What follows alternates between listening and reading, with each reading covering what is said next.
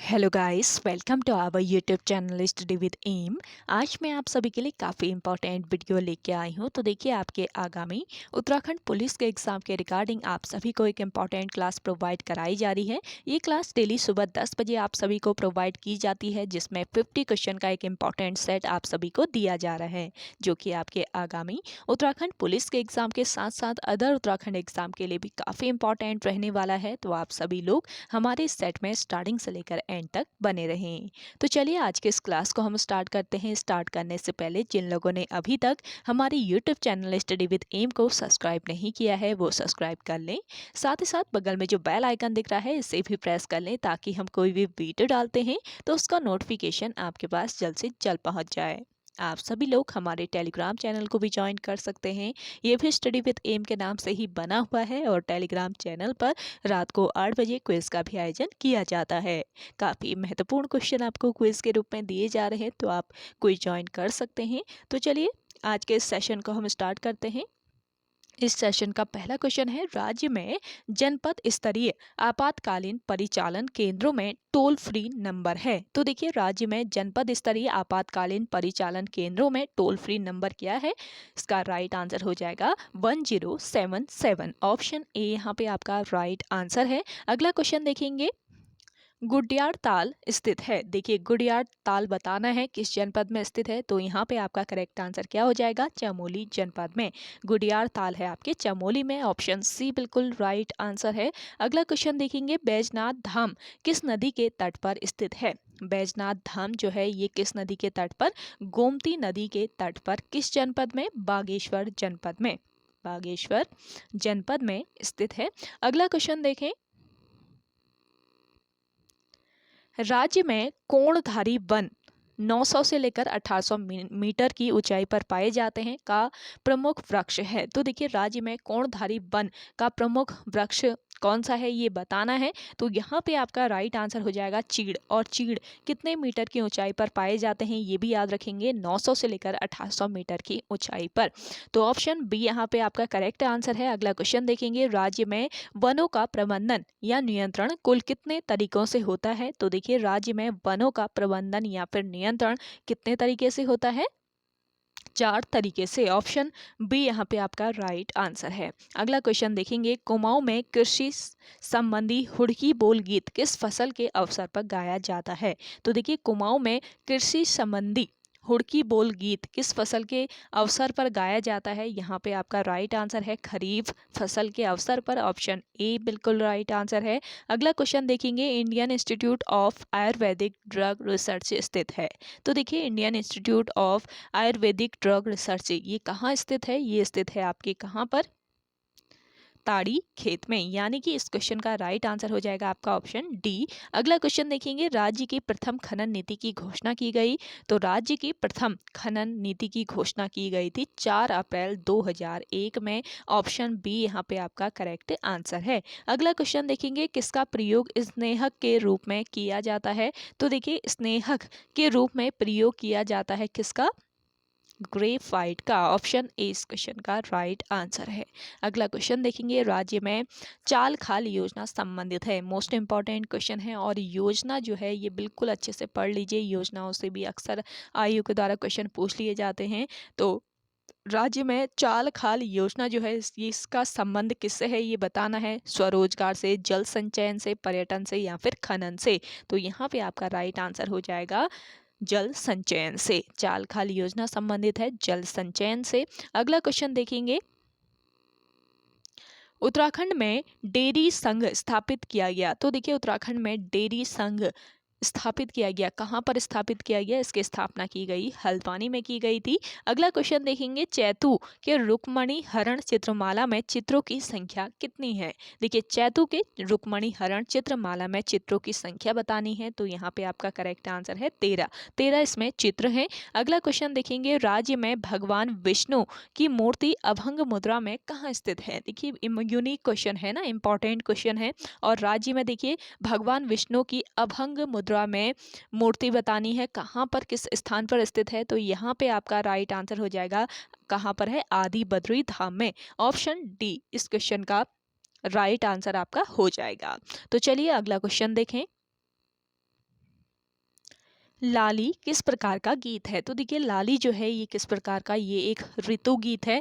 Option A इस question का correct answer हो जाएगा। अगला क्वेश्चन देखेंगे, जनगणना 2011 के अनुसार राज्य का महिला साक्षरता में देश में कौन सा स्थान है? मोस्ट इंपॉर्टेंट क्वेश्चन है। तो देखिए जनगणना 2011 के अनुसार राज्य का महिला साक्षरता में देश में कौन सा स्थान है? इसका करेक्ट आंसर है 20वां स्थान। ऑप्शन ए यहाँ पे आपका राइट आंसर है। अगला क्वेश्चन देखेंगे, राज्य में कितने जिलों की साक्षरता देश की साक्षरता औसत 73% से अधिक है? तो देखिए राज्य में कितने जिलों की साक्षरता, तो यहाँ पे आपका राइट आंसर हो जाएगा 13 जिलों की साक्षरता देश की कुल साक्षरता, देश की साक्षरता औसत का 73% से अधिक है, यानी कि ऑप्शन बी यहाँ पे आपका राइट आंसर है। अगला क्वेश्चन देखेंगे, निम्न में से बोक्सा जनजाति के त्योहार हैं? तो देखिए गोटरे, होंगल, ढलिया कौन कौन से त्योहार हैं भोटिया जनजाति के, बताएं।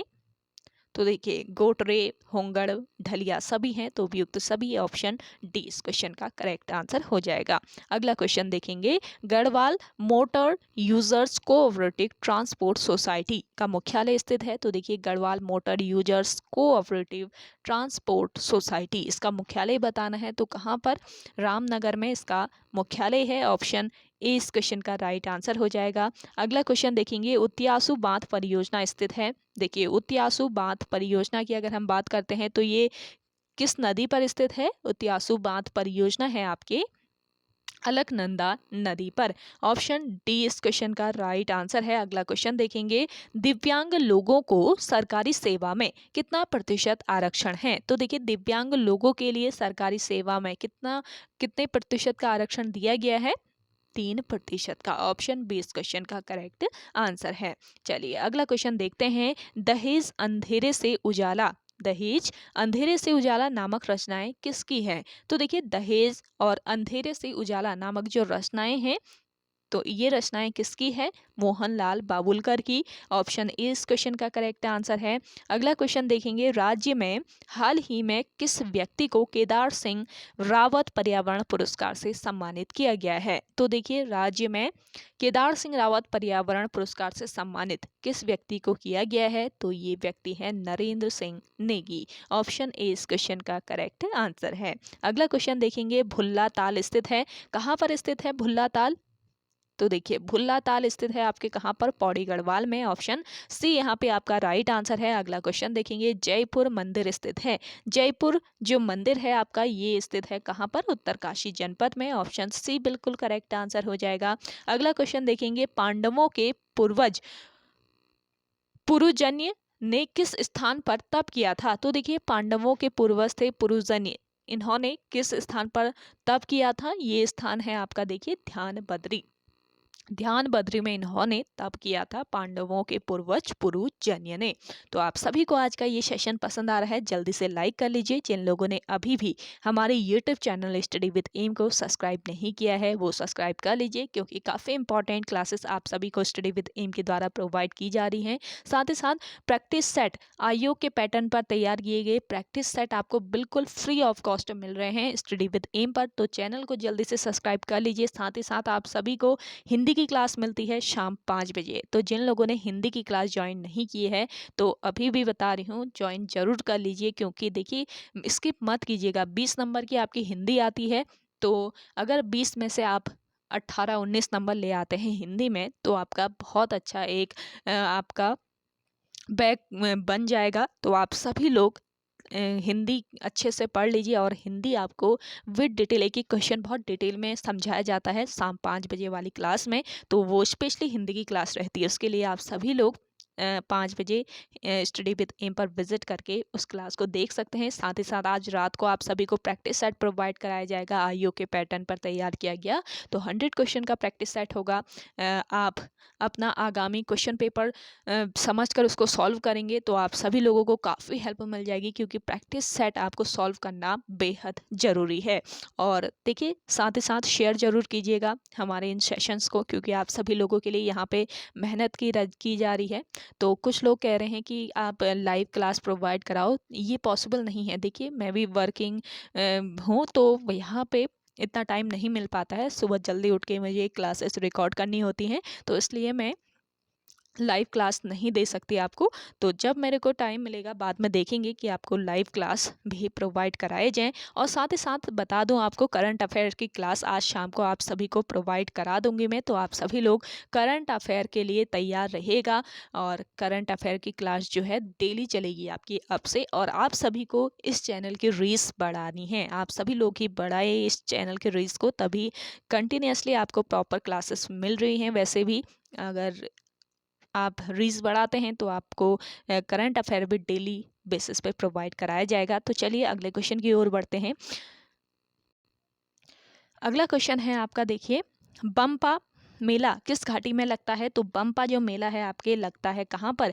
दारमा। किस घाटी में लगता है बताएं? बम्पा मेला दारमा घाटी में। ऑप्शन डी यहाँ पे आपका राइट आंसर हो जाएगा। अगला क्वेश्चन देखेंगे, राज्य में खाज पट्टी आंदोलन चला। तो देखिए, राज्य में खाज पट्टी आंदोलन चला था वर्ष 1907 में। ऑप्शन बी यहाँ पे आपका बिल्कुल राइट आंसर है। अगला क्वेश्चन देखें, महिलाओं के संपत्ति के अधिकार से संबंधित प्रथा है। तो देखिए, महिलाओं के संपत्ति से के अधिकार से संबंधित जो प्रथा है, ये कौन सी प्रथा है? मात प्रथा, पड़ियाल, ज्वार प्रथा या फिर छूट प्रथा? बताइए। काफ़ी यूनिक क्वेश्चन है और इम्पॉर्टेंट है। आप सभी लोग आंसर कीजिए जिन लोगों को आंसर आ रहा है। तो इसका राइट आंसर हो जाएगा ज्वार प्रथा। ऑप्शन सी बिल्कुल करेक्ट आंसर है। और इस 50 सेट के क्वेश्चन के द्वारा आप सभी लोग अपनी स्टडी को और बेहतर बना सकते हैं। तो आप डेली सुबह 10 बजे इसको फॉलो जरूर कीजिए, सॉल्व कीजिए और हर क्वेश्चन का राइट आंसर दीजिए कमेंट सेक्शन में। अगला है, राज्य में नदी बचाओ आंदोलन चलाया गया। किसके द्वारा चलाया गया राज्य में नदी बचाओ आंदोलन?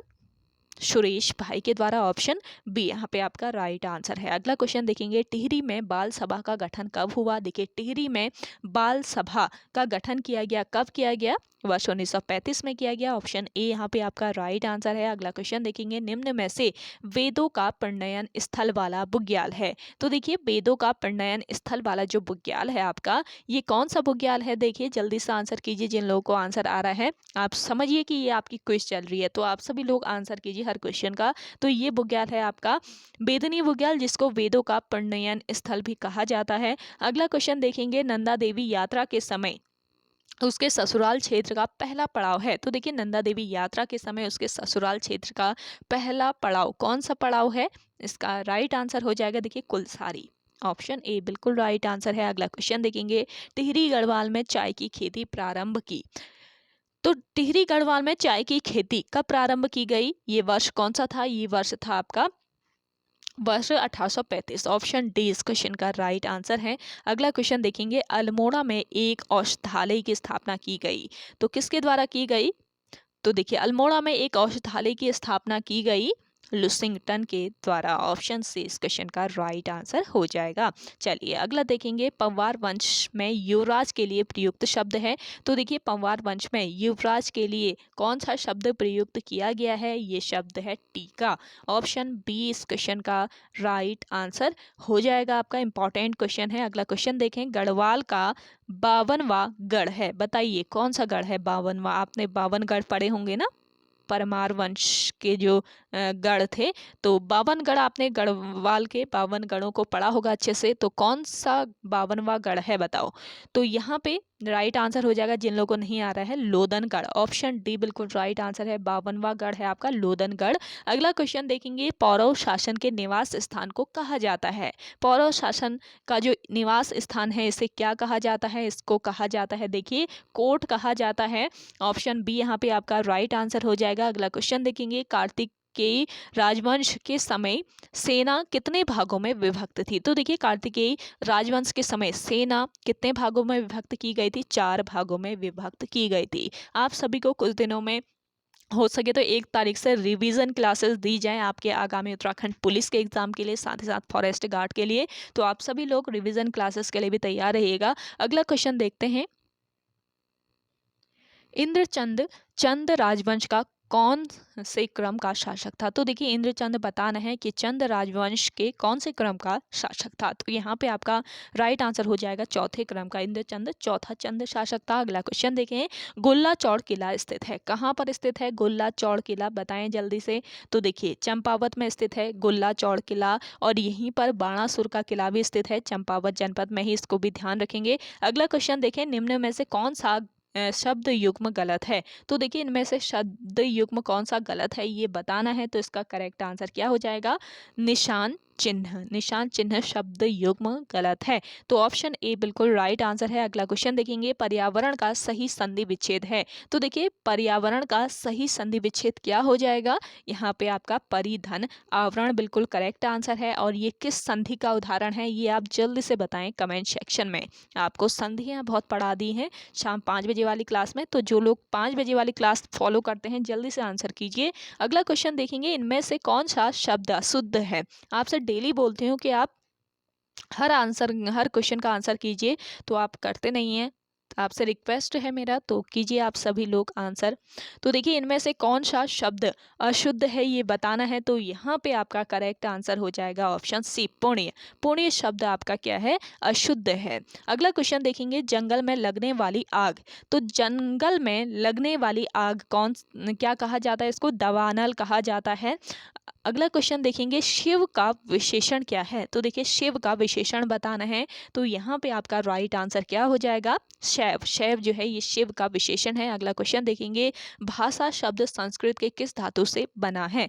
भाषा शब्द बना है संस्कृत के किस धातु से? भाष धातु से। ऑप्शन सी बिल्कुल करेक्ट आंसर है। अगला क्वेश्चन देखेंगे, निम्न में से बताइए कि किस शब्द में द्विवित्व व्यंजन है? तो देखिए द्वित्व व्यंजन बताना है कि किस शब्द में है। यहाँ पे आपका करेक्ट आंसर क्या है? दिल्ली में। ऑप्शन ए बिल्कुल राइट आंसर आपका यहाँ पर हो जाएगा। चलिए अगला देखेंगे, इनमें से कौन सा भाववाचक संज्ञा है? तो बताइए भाववाचक संज्ञा कौन सा है? ये है बचपन में। ऑप्शन डी बिल्कुल राइट आंसर है आपका। और जल्दी से आप सभी लोग अपना स्कोर कमेंट कीजिए। आउट ऑफ 50 आपने आज के इस सेट में कितना स्कोर किया है? अगर आपको इसकी पीडीएफ चाहिए तो आपको अपने टेलीग्राम में अपने टीम से कह के डलवा दूंगी। तो उसके लिए आप सभी लोग स्टडी विद एम को जल्दी से सब्सक्राइब कर लीजिए, जिन लोगों ने अभी भी सब्सक्राइब नहीं किया है। अगर इस क्लास में 1000 व्यू आप लेके आते हैं और 500 कम से कम लाइक होते हैं, तो आप सभी को पीडीएफ प्रोवाइड कराई जाएगी। तो आप सभी लोगों को रीच बढ़ानी है अगर आपको हर क्लासेस की पीडीएफ चाहिए तो जल्दी से आप सभी लोग शेयर कीजिए और सब्सक्राइब कर लीजिए चैनल को नहीं किया है। और जल्दी से आप अपना स्कोर कमेंट कीजिए कमेंट सेक्शन में। अगला देखेंगे, रूपक अलंकार के कितने भेद होते हैं? देखिए रूपक अलंकारों की अगर हम बात करते हैं तो इसके भेद कितने होते हैं? 3 भेद होते हैं रूपक अलंकार के। ऑप्शन बी यहाँ पे आपका बिल्कुल राइट आंसर हो जाएगा। और लास्ट क्वेश्चन है आज के सेशन का, निम्न में से कौन सा घोष वर्ण है? तो इनमें से घोष वर्ण है आपका मौ वर्ण। ऑप्शन बी यहाँ पे आपका राइट आंसर हो जाएगा। तो ओके गाइस, आज के इस सेशन में इतना ही। आई होप आप सभी को आज का ये सेशन काफ़ी पसंद आया होगा। अगर आप सभी को आज का ये सेशन पसंद आता है तो इस सेशन को लाइक कीजिए, शेयर कीजिए। जिन लोगों ने अभी भी हमारे YouTube channel study with M को सब्सक्राइब नहीं किया है वो सब्सक्राइब कर लीजिए। तो चलिए मिलते हैं एक नेक्स्ट इंटरेस्टिंग वीडियोस के साथ, तब तक के लिए धन्यवाद।